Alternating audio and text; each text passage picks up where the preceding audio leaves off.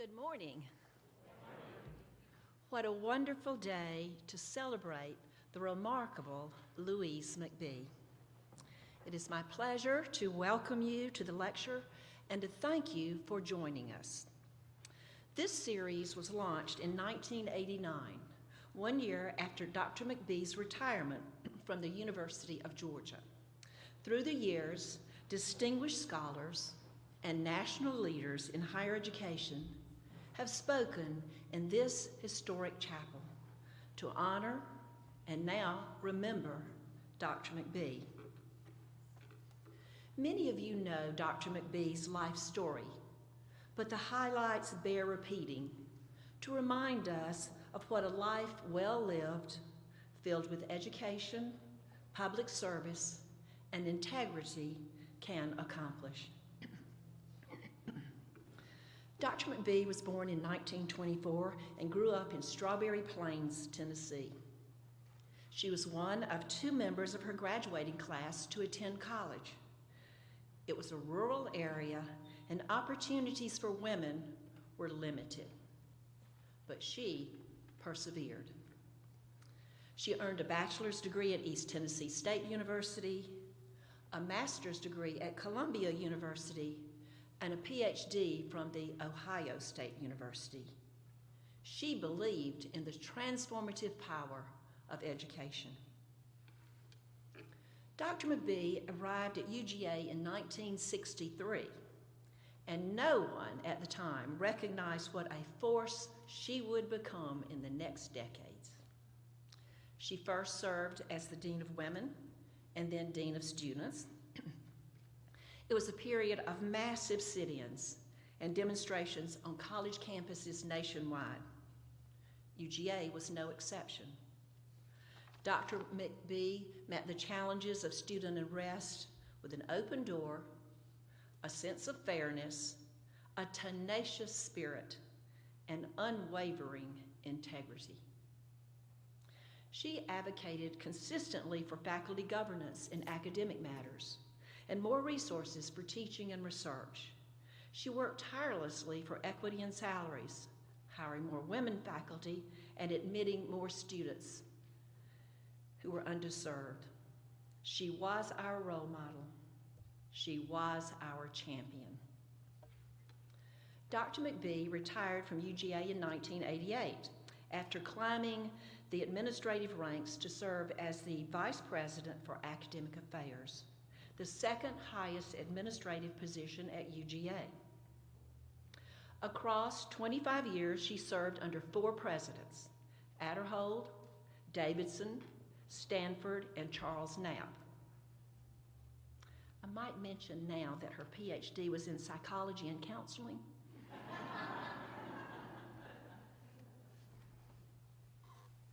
It is noteworthy that in 2014, President Moorhead was awarded Dr. McBee an inaugural President's Medal for long-standing, extraordinary contributions to the University of Georgia. He hung her picture in the President's building. This recognition, this President's Medal, was one of many that she received during her lifetime. 3 short years after retirement, Dr. McBee was back in the thick of things. In 1991, she ran for and won a seat in the Georgia House of Representatives, where she served on the House Higher Education Committee and was instrumental in setting state higher education policy. Under the Gold Dome, in Dr. McBee, we had someone who understood post-secondary education, our strengths and our challenges. She served for 6 terms in the legislature before stepping down in 2004. She was highly respected for her pragmatic approach, her deep understanding of issues, her compassion, and her ability to reach across the aisle. She never lost an election. Across her career, Dr. McBee was widely regarded as one of the most effective and influential women in Georgia politics and higher education. On March 2nd, 2021, Dr. McBee passed away at the age of 96. Media outlets filled with tributes from near and far. She was a beloved community member and an esteemed administrator and legislator. I had the privilege of knowing Dr. McBee over many years as a friend, mentor, and my role model. And like many of you, I admired her. Dr. McBee often said that education is the #1 job for the state. She modeled her beliefs and gave generously of her time and resources to the state of Georgia, the University of Georgia, and to the Institute of Higher Education. With her support through the years, we advanced to become one of the leading programs in the nation in higher education. In fall 2021, we were delighted to name the Institute in honor of Dr. McBee. Her legacy lives on today in this lecture and in the teaching, research, and public service carried out by our faculty and students. It is now my pleasure to introduce a friend of the Institute and the 22nd President of the University of Georgia, Jerry W. Moorhead. Prior to becoming president in July 2013, President Moorhead served UGA in many key administrative roles, including Senior Vice President for Academic Affairs and Provost, Vice President for Instruction, and Director of the Honors Program. President Moorhead is the Meggs Professor of Legal Studies in the Terry College of Business, where he has held a faculty appointment since 1986, and he is a 1980 graduate of the UGA School of Law. Please join me in welcoming President Jerry W. Moorhead to the podium. Thank you so much. Appreciate it.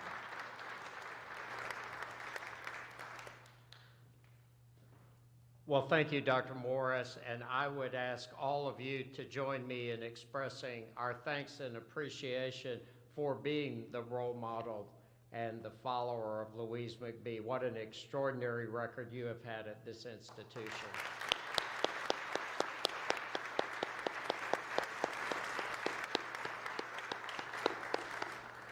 It's my privilege to be with all of you today on this special occasion for the Louise McBee Institute of Higher Education and indeed for the University of Georgia. I am honored to introduce our esteemed speaker this morning, President Garnett Stokes from the University of New Mexico. She has much in common with the late Dr. McBee. They both earned their bachelor's degrees from universities in Eastern Tennessee, Dr. McBee at East Tennessee State in Johnson City, and President Stokes at Carson Newman, about an hour away. And they both blazed trails for women in higher education. In 2018, President Stokes became the first woman to hold the highest office at the University of New Mexico, where she now presides over 6 campuses, 22,000 students, and more than 9,000 faculty and staff. Under her leadership, the University of New Mexico received the Carnegie Community Engagement Classification, adding to its prestige as New Mexico's first public university and the only Research One university in the state. Before becoming president, she served as provost and interim chancellor at the University of Missouri. Prior to that, she was the first woman to serve as provost and interim president at Florida State University. You're beginning to see a trend here.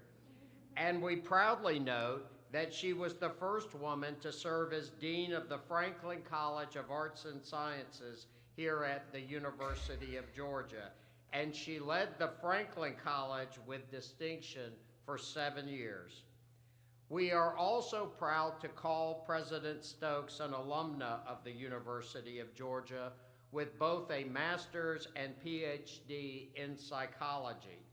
She later served that department with distinction as department head. And although she is now a Lobo at the University of New Mexico, at the University of Georgia, we will always consider her a bulldog.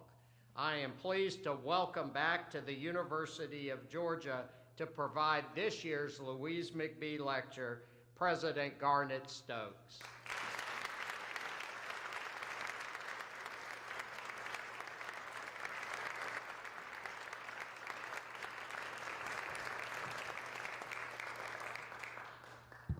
Well, good morning, everyone, and what a joy it is to join you today. It is a special privilege to be asked to deliver the Louise McBee Lecture in honor of someone who had such an impact here at the University of Georgia, where I am proud to say that I am, in fact, a double dog. Already mentioned a bit about my career, but I came to UGA in the fall of 1977 to begin graduate school in what was then known as the Measurement in Human Differences program, chaired by Donald Grant. I left the institution at the end of July of 2011, 34 years later. That's amazing. As mentioned, having earned my master's and PhD, serving as program chair of what was called the Applied Psychology program, and then as head of psychology and dean of the Franklin College. Throughout my career at UGA, I heard people sing the praises of Louise McBee. Bill Owens, my major professor and mentor, who was affectionately known to many of us as Doc, and Joe Hammock, another mentor in the psychology department, held Louise McBee up to me as the person I should and could emulate. Louise was indeed a role model for me, a person of such integrity that she will live in my memories and my heart for how she shaped my own views of how to work with others and how to have an impact. Like Dr. McBee, I'm a fierce advocate for higher education and a champion of equity and inclusion. Unlike Dr. McBee, I don't expect to run for the state legislature when I end my career in higher education, nor do I plan to climb Mount Everest following my retirement. But I do have my eye on sailing the San Juan Islands with my husband, Jeff. As a young woman who never intended to go to college while I was in high school, thinking that a college education was for others who were smarter or perhaps more privileged, having someone like Louise to look up to was important. There were few women in the faculty in the Department of Psychology when I started graduate school, and there were none within my own program. As the first female president at the University of New Mexico, I've come to understand how powerful a university's willingness to diversify its leadership is, and how it can inspire and influence those who aspire to lead at all levels of an institution. I still appreciate the way that Doc and Joe pointed me to Louise as an example of how women can lead. And now I know, of course, that she was a model for how all of us can lead. Today, 12 years after leaving UGA and a career path that arced through Florida and Missouri, I do have the privilege of serving as president of New Mexico's Flagship institution, which has its main campus in Albuquerque, bounded by the beautiful Sandia Mountains and life-giving waters of the Rio Grande. If that sounds romantic or like something out of a Sergio Leone Western, well, that's because it is. And like the state and the city we call home, UNM is a place like nowhere else. We are also one of a handful of research universities that are both Hispanic serving and minority serving. Add to that the distinction of being home to New Mexico's only academic health center and level 1 trauma center, and the state's only schools of law and architecture, a thriving artistic community, a state with a rich multicultural heritage, and a highly diverse population. And we have what we like to say is a one-of-a-kind institution serving a one-of-a-kind citizenry.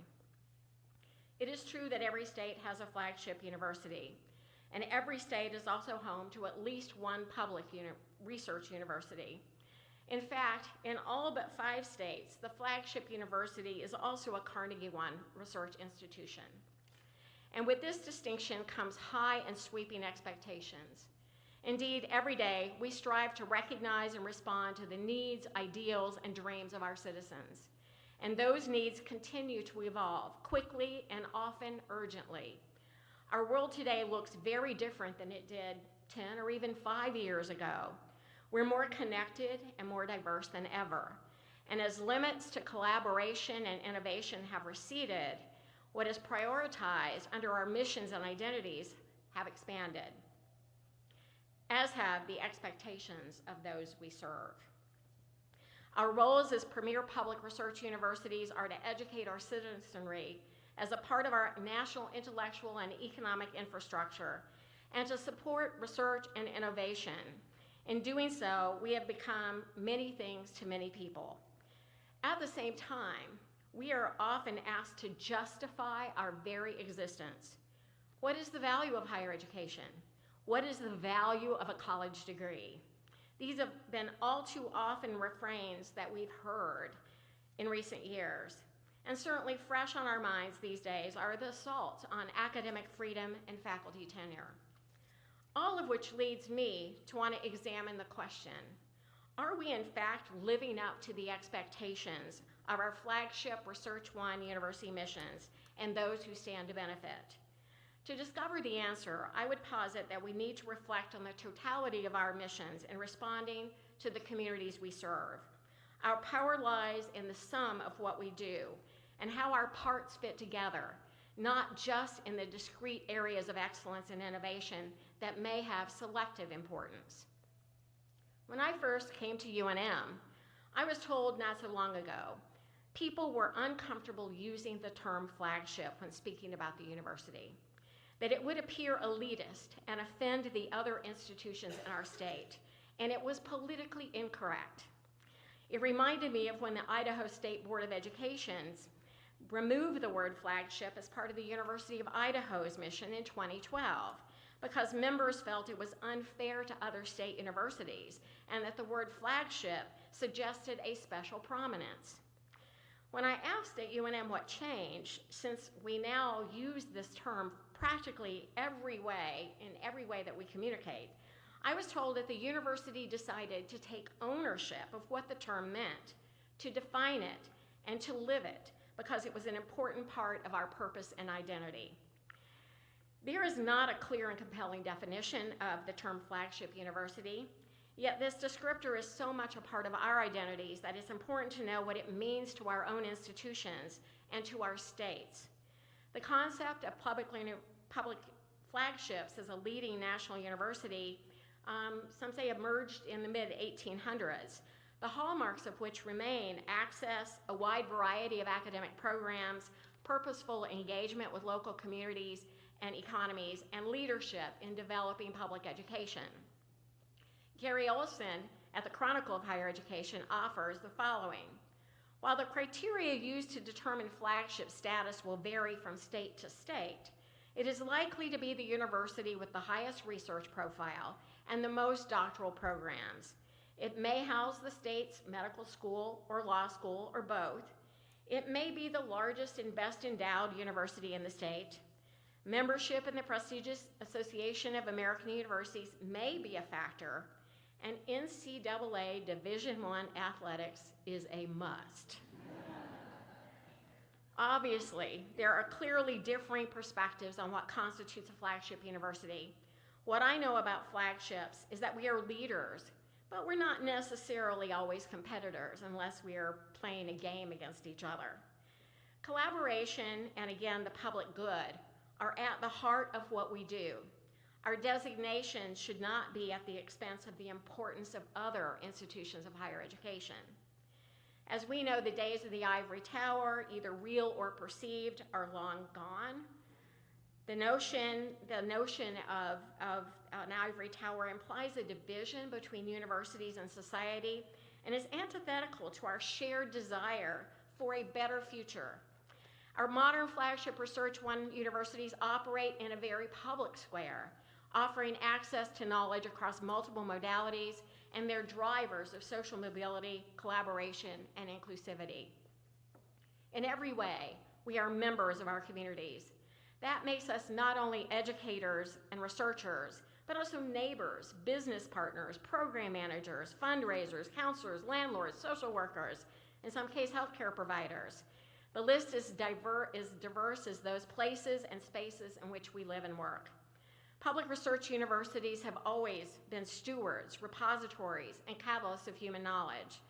To successfully continue that stewardship will require us to reprioritize the whole student experience, from entrance exams to mental health and food security, to providing a home to which lifelong learners can return throughout their lives.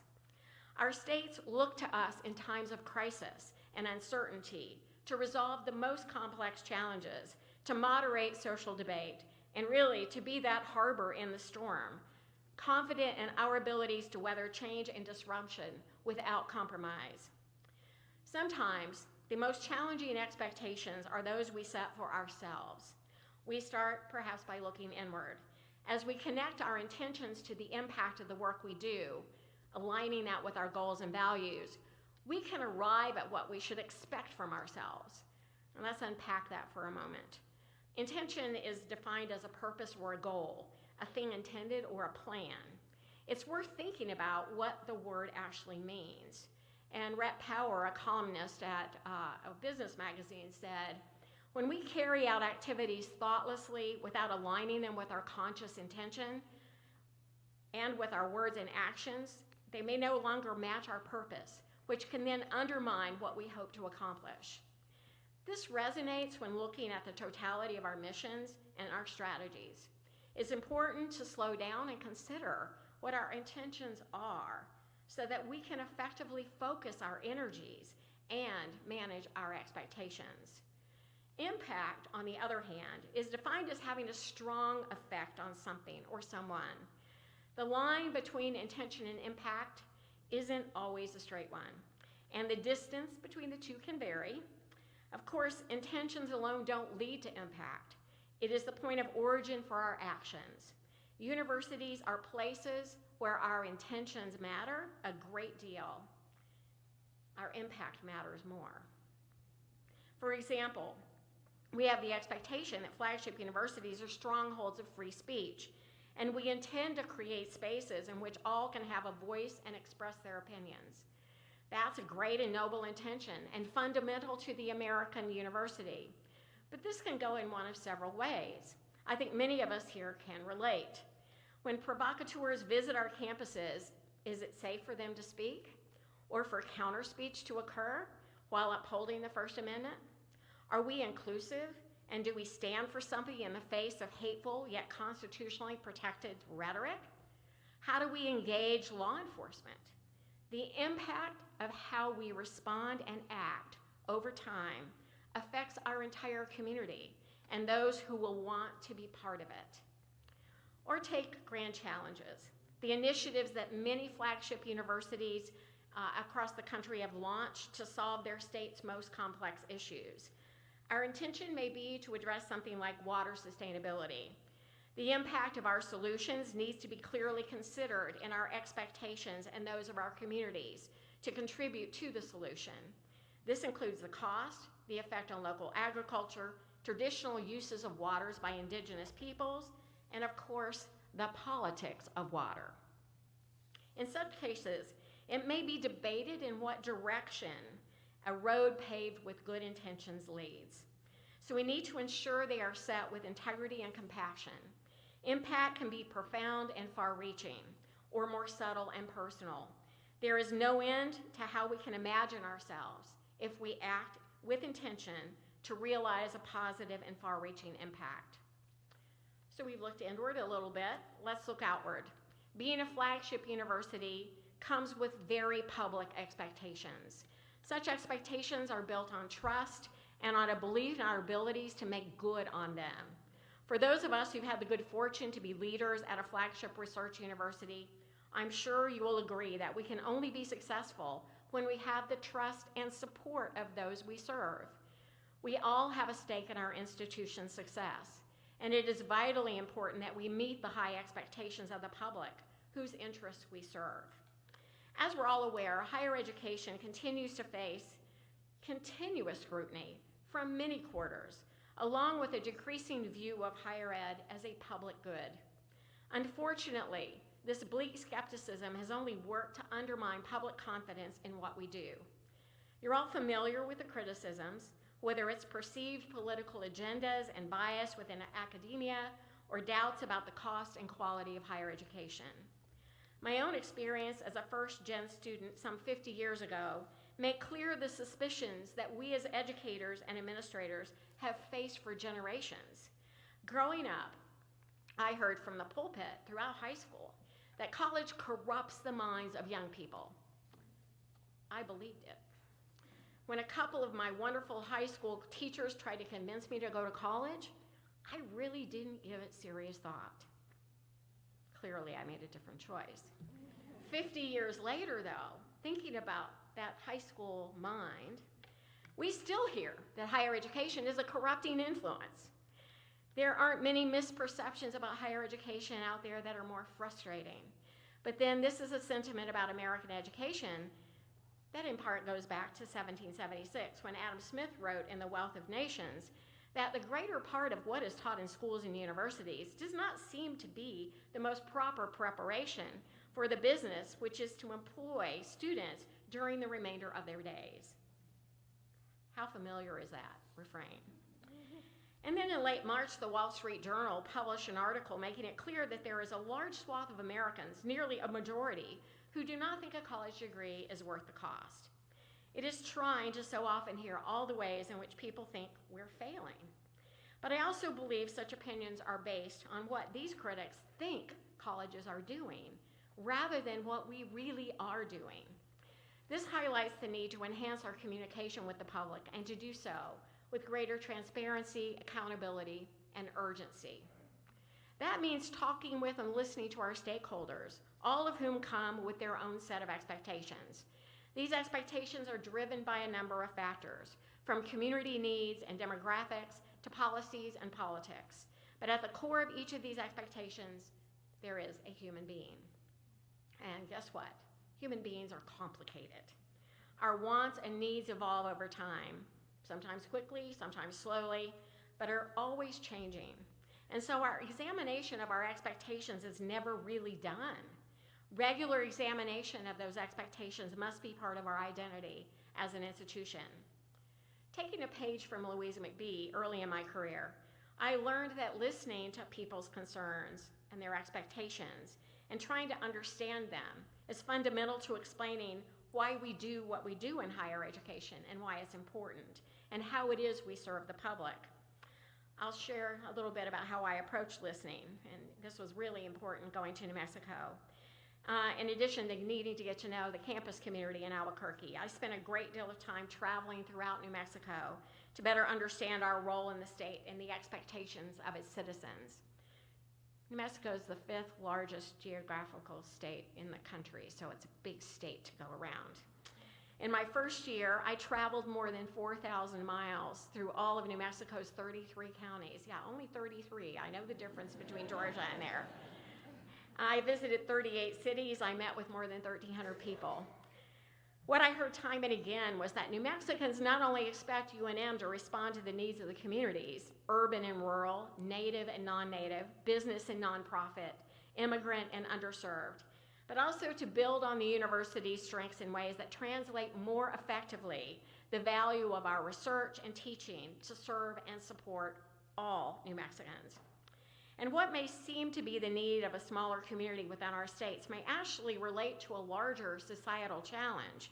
For example, there's a 2021 study led by the Australian National University, which warns that 1,500 endangered languages could potentially no longer be spoken by the end of the century, which is a genuine loss of cultural diversity.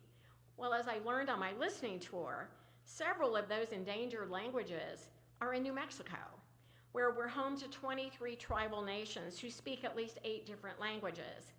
In response, we've created programs to digitize materials in the Zuni language, to record and preserve materials in the language of Jicarilla Apache, and recently launched the Indigenous Child Language Research Center to focus on producing Navajo speakers during childhood.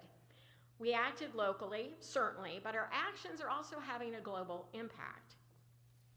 We can never assume the public understands how we are advancing the public good as an institution. And when we don't explain and reaffirm the way in which we provide value to the public, we allow someone else to do it for us, spinning counter-narratives that devalue the genuine and very real benefits of our essential mission. The effects of this counter-narrative are both very real and very pervasive.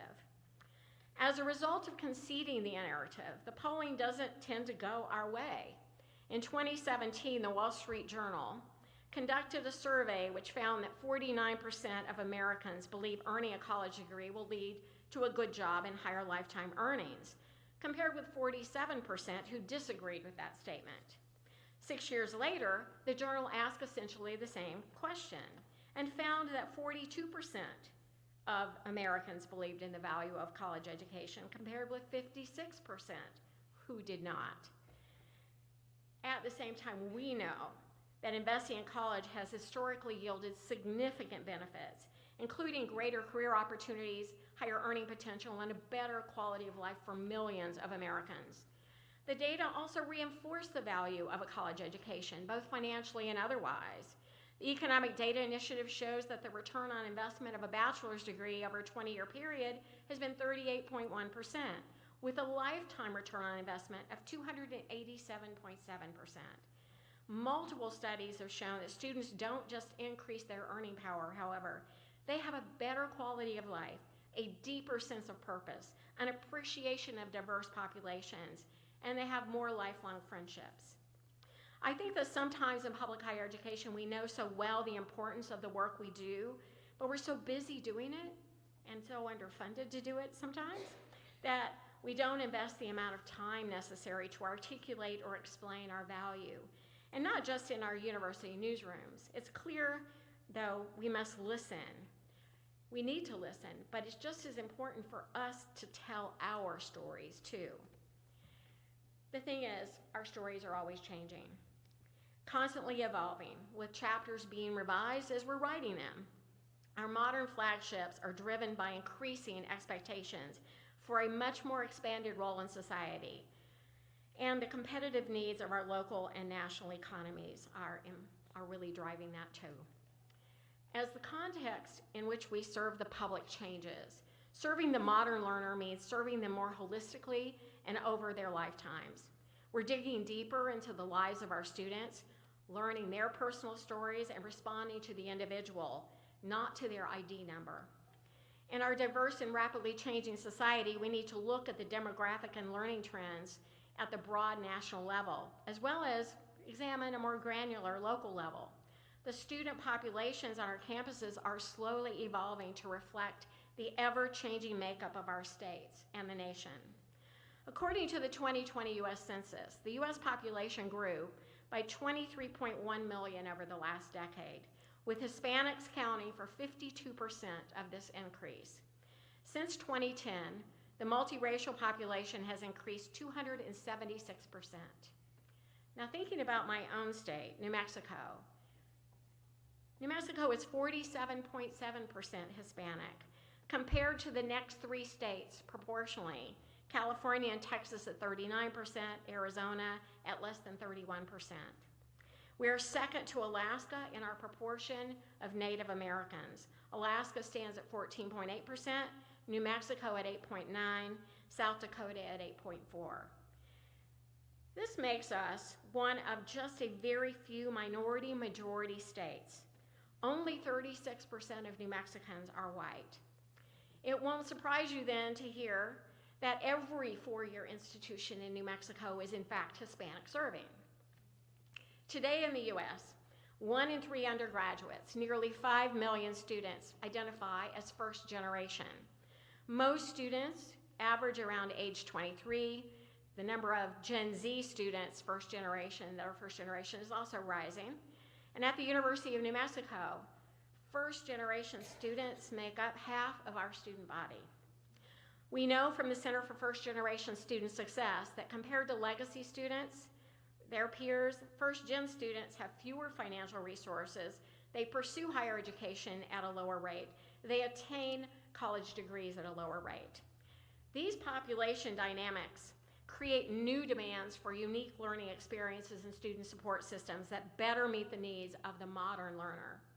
While a great education is universal, for a truly transformative college experience, we need to be willing to constantly learn and evolve to provide adequate support and resources for these diverse populations, ensuring we're giving every student an equal opportunity to graduate. How do we meet that challenge?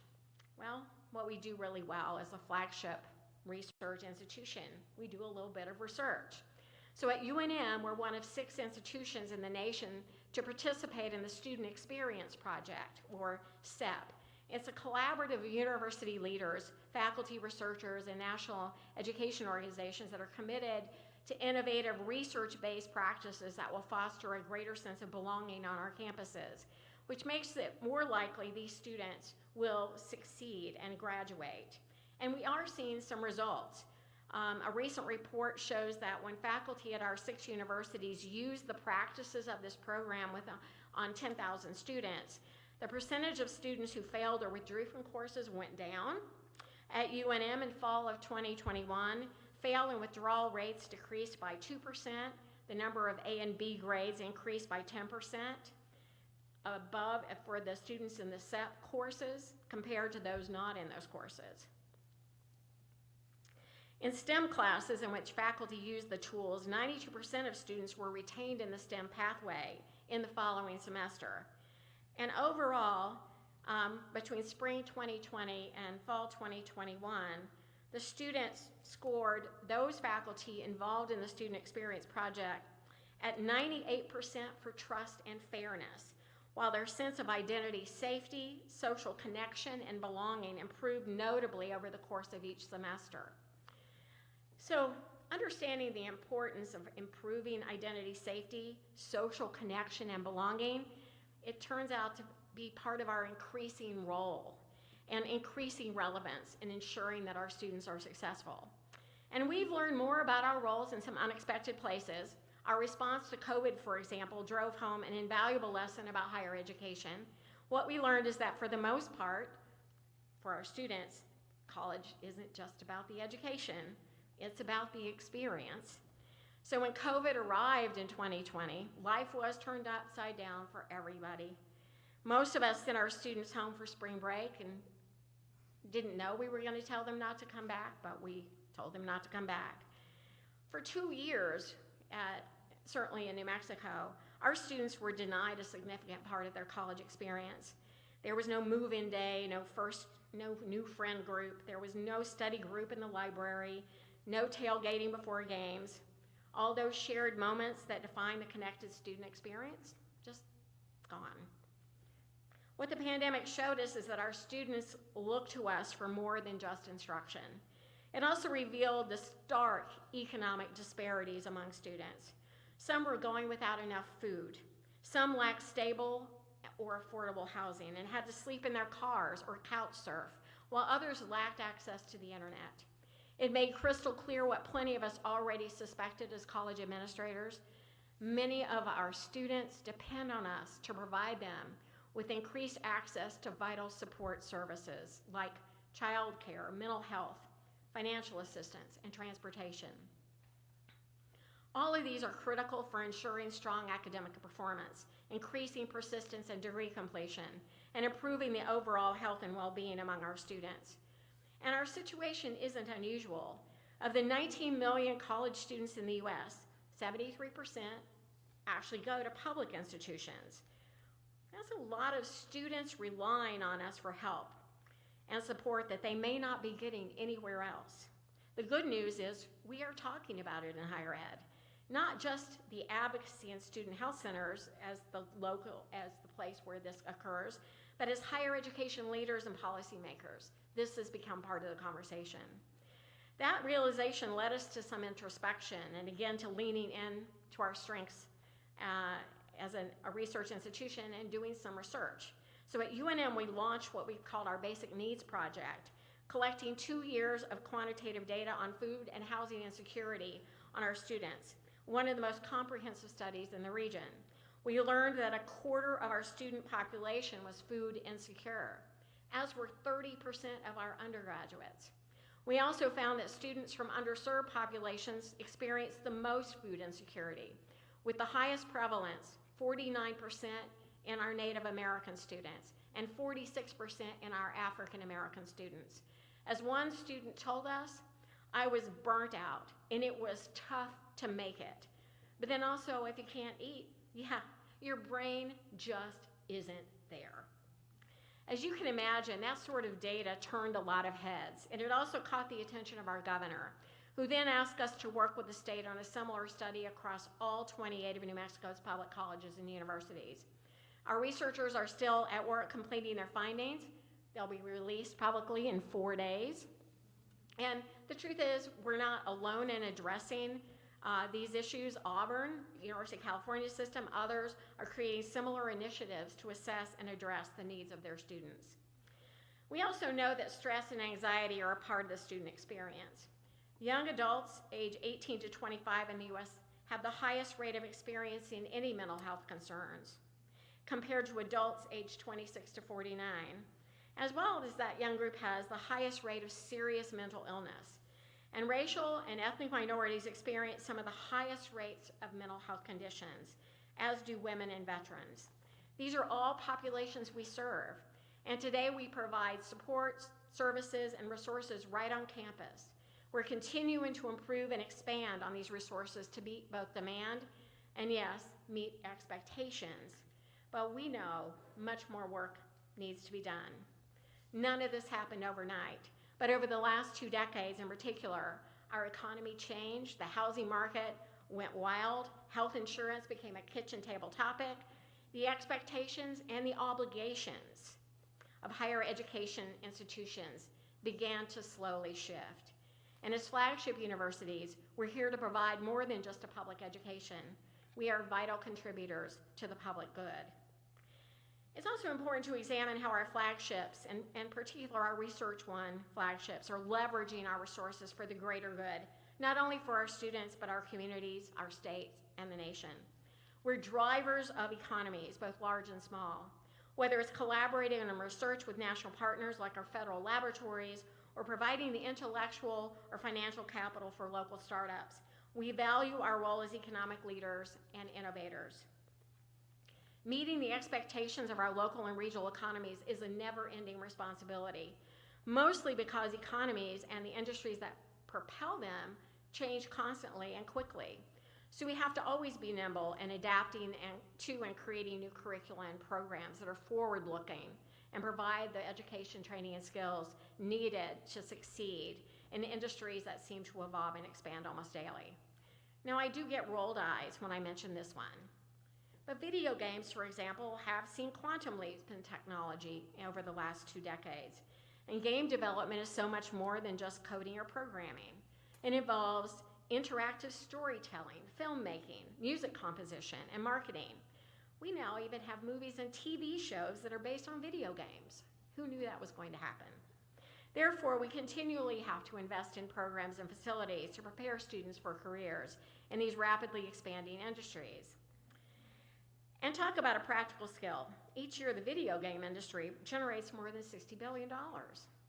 We're also preparing our students for jobs in one of the fastest growing industries in our state and yours, or mine. The film and TV industry, which drives more than $600 million in New Mexico and more than $4 billion in Georgia. What can I say? We have Better Call Saul, and you have the Avengers. Our School of Film and Digital Arts is educating and training that next generation of movie directors and film producers, and they're all getting wonderful hands-on experience, and you're doing the very same thing here at UGA, fine-tuning your curricula to align with this evolving industry with like that specialized program in Master of Fine Arts in Film, Television, and Digital Media. So in addition to driving economic development, flagship research universities add incredible value to and advance the social development of the cities in which we're located, serving as anchors to their future success. Our missions are intrinsically oriented toward community engagement and service to society. The notion of being an anchor institution is that without it, the ship may slowly drift, moving further away from where it needs to be, with no direction. Many times, we provide that stability, that anchor, just by our very presence. Think about what would happen if our flagship Research One institutions just suddenly disappeared. Not only would our communities lose an institution of higher education and all the academic and research components that go along with it, they'd lose a fantastic neighbor. Can you imagine Athens, Georgia, without UGA in it? Our economic footprints are deep and wide in communities, and our participation in local economies is one of the most vital components of their success. We're always on the lookout for opportunities to collaborate with other institutions and organizations. And while other institutions might address these needs individually, it's up to us as research universities to address them all at once, and to do so as effectively and affordably and efficiently as we can. That's where we can really embrace our role as anchor institutions in our communities. As the noted philosopher Stan Lee once said, "With great power comes great responsibility." As communities look for ways to improve the lives of their citizens, we have the power and the responsibility of leveraging our own resources, whether financial, physical, intellectual, or human, to help local economies succeed. I want to give you an example at my own university. We are very excited about a project that just got through the legislature with the governor leaving it be, not vetoing it. It's a South Campus Tax Increment Development District, or TID, which is a public-public collaboration between our university, the city of Albuquerque, the county we're in, Bernalillo, and the state of New Mexico to enhance community services, create new jobs, and stimulate economic activity. The TID will revitalize an underutilized and unsightly portion of the city of Albuquerque, which is kind of the gateway into the state of New Mexico. If you ever land in Albuquerque and head a little north, it's a barren place. And so we expect this is gonna spur the creation of more than 4,000 new jobs with over $3 billion in wages. In a city like Albuquerque, that is a significant driver of the local economy. And what is wonderful about this, this is the first such partnership that has ever happened in the state of New Mexico. It won't be the last, but it's a remarkable step forward for our state. But other universities in other states have used other techniques for actually leveraging their resources. Of course, right here in Georgia, I think Georgia State is leveraging its physical capital, its own real estate, for use in local economic development. And we see examples of this across the country. Other universities use research parks and innovation districts, as well as their own financial capital, to establish and invest in community development corporations, which are generally nonprofits that spur community and economic development in targeted neighborhoods and districts. And we're seeing those at many universities across the country. One of the more comprehensive studies of anchor institutions published by the Coalition of Urban and Metropolitan Universities notes that two of the most common anchor institutions affiliated with universities tend to be hospitals and sports facilities. At UNM, of course, we have both. We are, as I mentioned, the state's only academic health center, and that gives it's an awesome responsibility to serve the healthcare needs of our citizens. It's an obligation and an expectation that we take very, very seriously. I've never lived so close to the hospital. I live in University House on campus, and I can see the hospital. I mean, I could walk to the hospital. I've never lived so close to one. There is real value to that. Thank goodness I haven't needed to use it. But for those of us who have academic health centers or teaching hospitals, we have to create new programs to meet the growing needs across our states for healthcare providers. And I know several institutions have created BAMD programs to target the physician shortage, trying to get high school students to go into healthcare professions. We need more doctors in rural areas. We need more doctors in general. It's a perfect storm across the country in many, many states.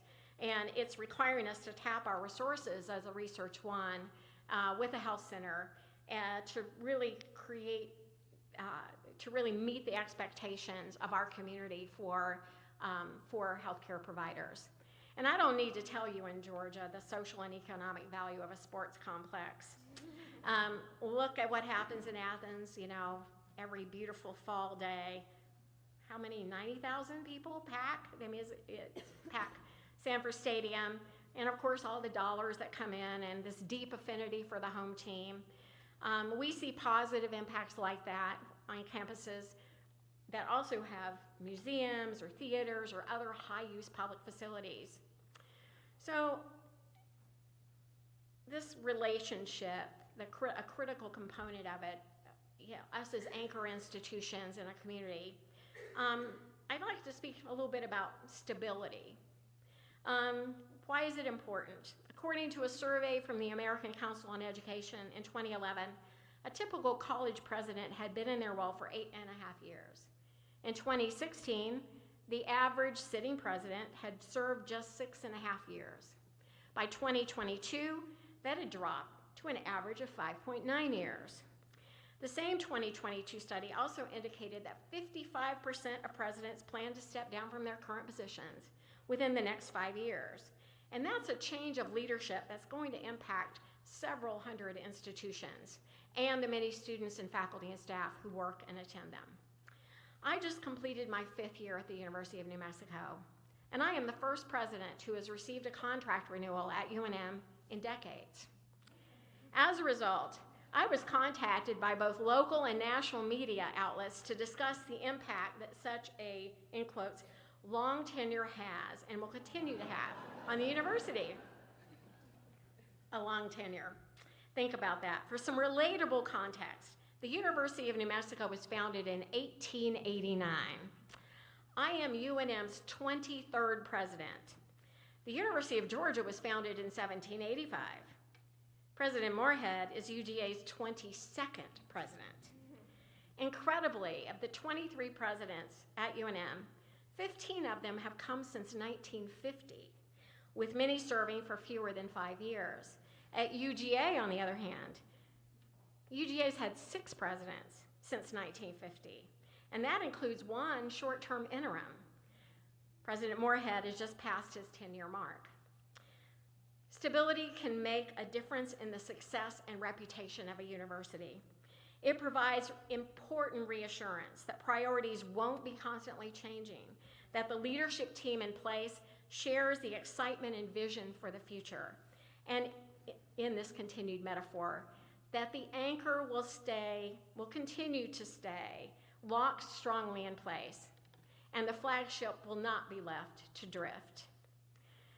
So as Flagship Research One institutions, we also play a vital role in preparing the next generation of innovators who take their education, intuition, and imagination to inspiring levels. Whether it's focusing on moonshots or grand challenges, which reflect our priorities across our states, or work on rocket propulsion systems that might someday make possible the exploration of deep space, our researchers are truly changing the way we look at the world around us and within us. And I always like to talk about the grand challenges that I mentioned earlier. Most universities, big flagship research universities, have put in place over the last decade. You know, I want to tell you a little bit about ours, and I like to learn about yours because these are interesting initiatives that exist. They tell us a lot about the states that we're in and the innovations that are there. In New Mexico, we did a wide net to find out what our grand challenges should be during my first year. And we got input from researchers and students in the community. And after a really vigorous process, we found 3 that I put up 5, but I meant 3. 3 grand challenges. Sustainable water resources, and you know what a big deal that is in New Mexico and the Southwest. And of course, it's a global challenge as well. But we also identified successful aging and substance use disorders. We kicked it off in 2019, 1,500 students involved, 350 faculty. It's remarkable how it can engage a campus in solving really serious problems. We made a $2.1 million investment, and it generated more than $50 million. But we learned a great deal, which is even more important. And these are differences, these lessons we've learned make a difference in our communities. Take aging, for example. By 2030, 26.5% of the population in New Mexico is going to be over 65. That would take our national ranking from number 39 to number 4. That's a huge impact on the system, the healthcare system, the whole system. So our grand challenges look for ways to compress the period of disability in an aging population. And we've done a lot of work, especially in the Diné community, trying to understand how they achieve the remarkable and inspiring lifelong happiness is one of the things we've looked at. It's really a wonderful interdisciplinary project there. We're also looking seriously at alcohol and opioid abuse as part of the grand challenges on substance use, with a laser focus on ways to build resilience in our communities to prevent abuse and misuse of substances, and to improve access to evidence-based treatment, especially for our most rural New Mexicans. And I will tell you it's vital that we do so. We see so much across the country, but in New Mexico, we are number 1 in the nation for alcohol mortality, by a long shot, and I mean by a long shot, and number 11 for drug dose mortality. Just as alarming, 65% of New Mexicans who need substance use treatment do not receive it. These are data measured in lost lives and lost potential, and there's probably no grand challenge we have that's more critical to public health and public good than this one. And I think just as important, we have undertaken research that has direct impact on our communities. And that's why I like to think of our flagships as being not just the university of our states, but the universities for our states. So I'm often saying that we are the university for New Mexico. Now, I've talked a lot about universities rising to meet expectations of stakeholders and customers, from students to parents, businesses, local governments, and many more. But sometimes expectations come from unexpected places. And when that happens, we have to be nimble, and we have to address them head on and be prepared to move quickly. With social media and a 24-hour news cycle, issues related to social unrest and social justice no longer happen someplace else. The actions of our government and courts have sweeping implications that affect our students, our scholars, our researchers, and our patients. It has never been truer that all politics is indeed local.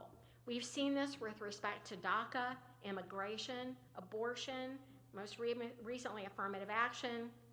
But it's important to remember that you can't be a public university without the word public. We are not self-contained private entities existing in a bubble. We're members of our community, and as such, the public often looks to us to take on the more unconventional roles of being counselors and consolers, providers of emotional or moral support, or sometimes just voices of empathy and understanding. We must also stand for those whom we serve and expect to serve in the future. Managing those expectations is hard. When you look at the current social unrest, much of what we feel is a profound sense that opportunities are not available to everyone, and that higher education is not necessarily welcoming to each and every person who seeks to advance their educational journey. The mounting pressures of student debt, admission scandals, gun violence, and sexual misconduct feed into some of the worst narratives of what our institutions do and represent. It's up to us to renew the social contract between higher education and current and future generations, to be an engine of social mobility and a center of civic ingenuity. Easier said than done, I know, but we must constantly stand for the question and rise to the challenge. Often in the face of uncertainty, our students look expectantly to us and ask, what is our university going to do about that? Many of the issues directly impact our university communities.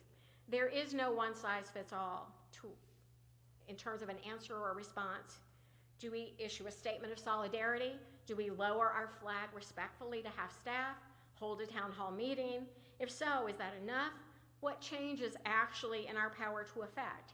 It's up to each of us to determine a responsible response, but always understand that this should never be only an intellectual exercise. Actions have very real and immediate consequences in all of our lives, as well as our futures.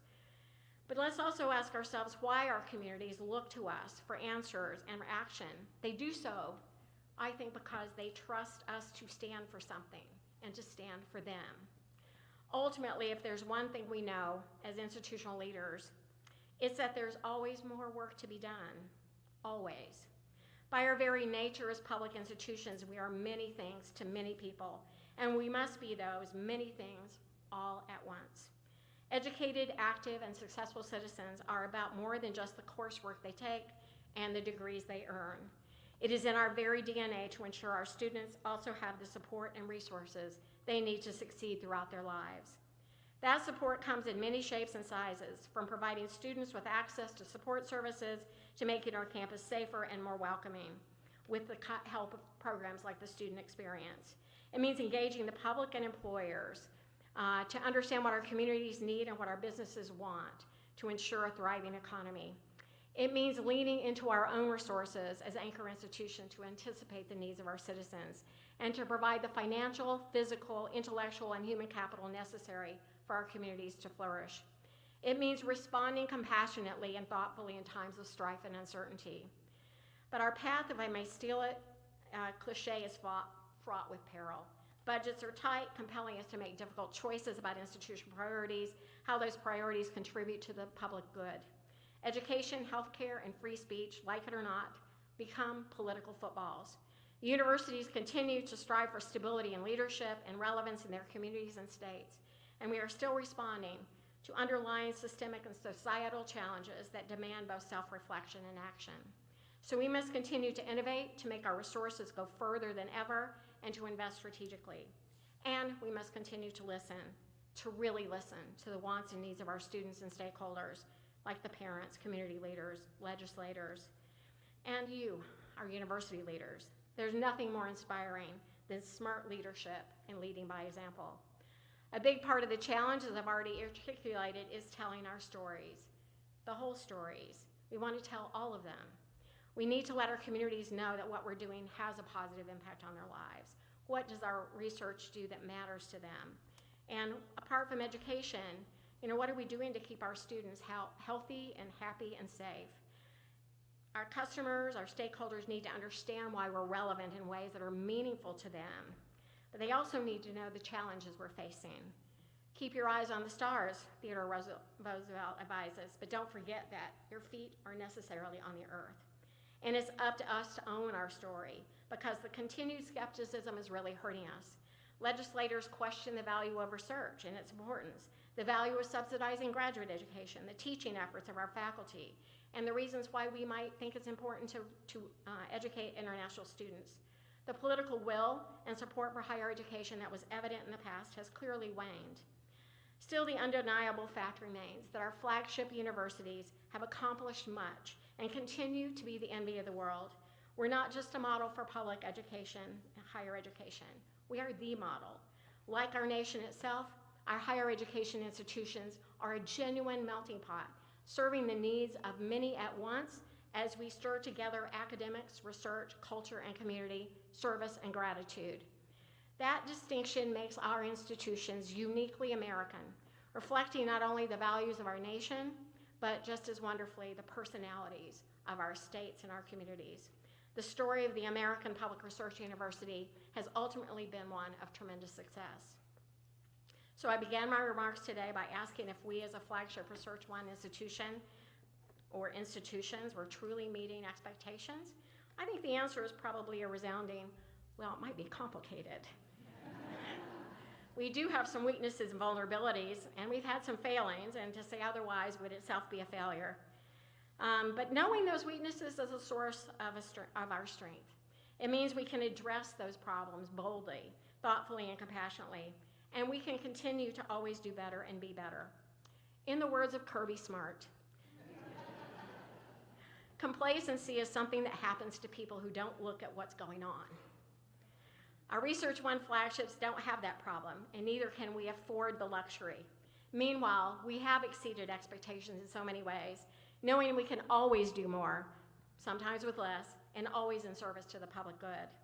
Much of what we do, what we take on, may seem like Sisyphean tasks, and they should, because the work is never really done. But unlike the futility associated with the ancient king, each time that rock gets pushed to the top of the hill, no matter how difficult it may have been, we are smoothing the path for those who follow.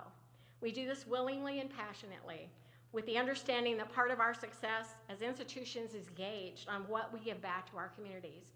We are born obligated to pour back into the stream that nourished us, to replenish it for others, Louise McBee once said.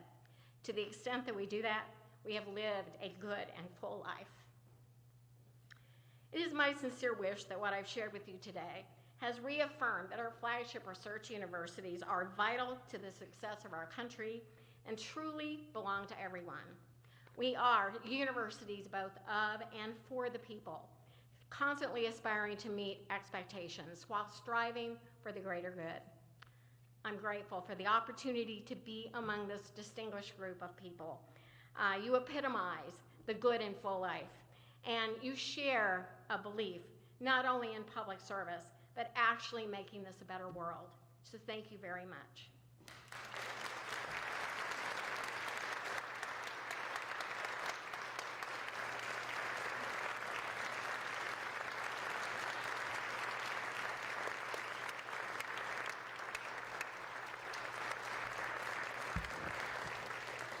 Thank you so much, President Stokes.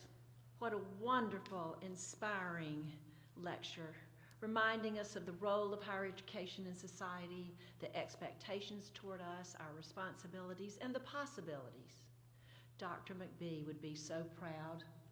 From graduate student at the University of Georgia to president at a Research One institution, she would say the University of Georgia prepares leaders nationally and globally.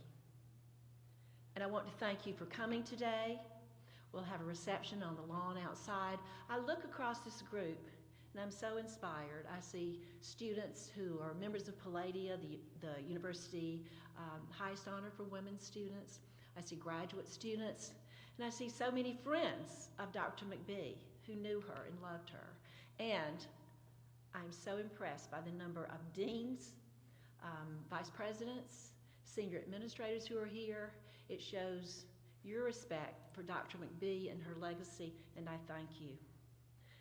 Thanks, President Moorhead, for being here, and join me in thanking our outstanding Louise McBee Lecturer, President Stokes.